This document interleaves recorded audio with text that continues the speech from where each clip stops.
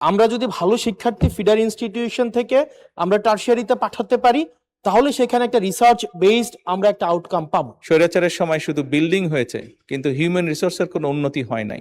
আমি আপনার সাথে সম্পূর্ণ একমত। মাননীয় প্রধানমন্ত্রীকে ধন্যবাদ জানাচ্ছি সেকেন্ডারি এডুকেশন ডেভেলপমেন্ট প্রোগ্রাম হাতে নেওয়ার জন্য, একই সাথে সাথে learning acceleration program in secondary education হাতে নেওয়ার জন্য।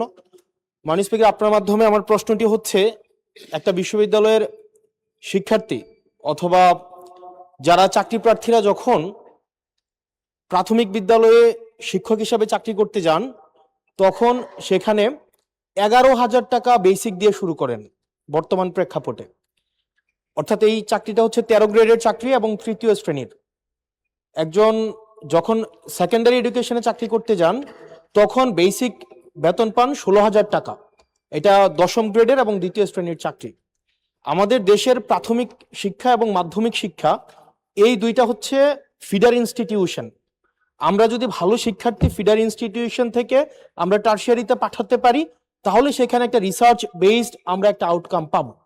মাননীয় প্রধানমন্ত্রীর কাছে আমার প্রশ্ন, বর্তমান বাস্তবতায় 11,000 টাকা বেসিক এবং 16,000 টাকা বেসিক দিয়ে এই আসলে শিক্ষক হতে আগ্রহ নিয়ে এসে এখানে আসলে দিন শেষে সার্ভাইভ করা খুব কঠিন হয়ে যায়।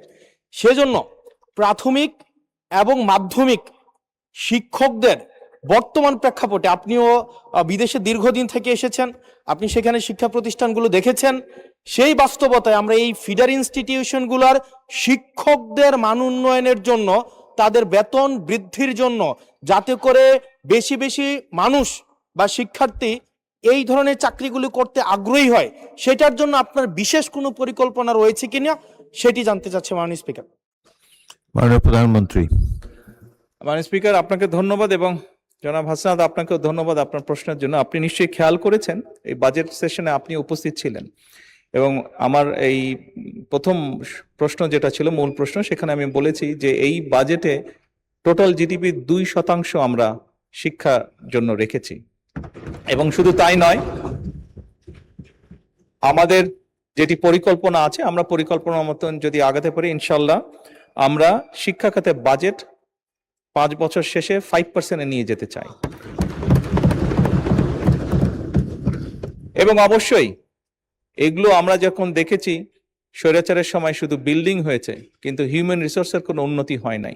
আমি আপনার সাথে সম্পূর্ণ একমত যে আমরা যদি আমাদের প্রাইমারি এবং সেকেন্ডারি এই শিক্ষকদেরকে যদি আমরা সঠিকভাবে ট্রেনিং দিতে না পারি, কিন্তু শুধু ট্রেনিং না, ট্রেনিং এর সাথে তাদেরকে তাদের সম্মানীয় যদি বৃদ্ধি করতে না পারি, তাহলে অবশ্যই আমরা প্রত্যাশা করি না যে তারা ভালো কিছু ডেলিভার করতে পারবেন। আমাদের তাদেরকে প্রশিক্ষণ দেওয়ার যেরকম কর্মসূচি রয়েছে, প্রশিক্ষণ দেওয়ার যেরকম পরিকল্পনা রয়েছে, বোথ সেকেন্ডারি অ্যান্ড প্রাইমারি, একই সাথে পর্যায়ক্রমিকভাবে আমরা যাতে তাদের সম্মানীয় বৃদ্ধি করতে পারি।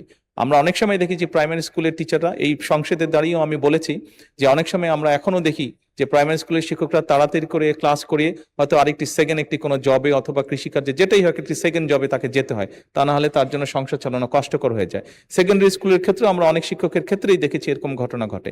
এই কাজটি যাতে তাদের না করতে হয় এবং তারা যাতে সঠিকভাবে তাদের সময় এবং তাদের মেধা শিক্ষার্থীদের পেছনে ব্যয় করতে পারেন, সেই জন্য তাদের সম্মানই বাড়ানো প্রয়োজন বলে আমরাও মনে করি। এবং পর্যায়ক্রমিকভাবে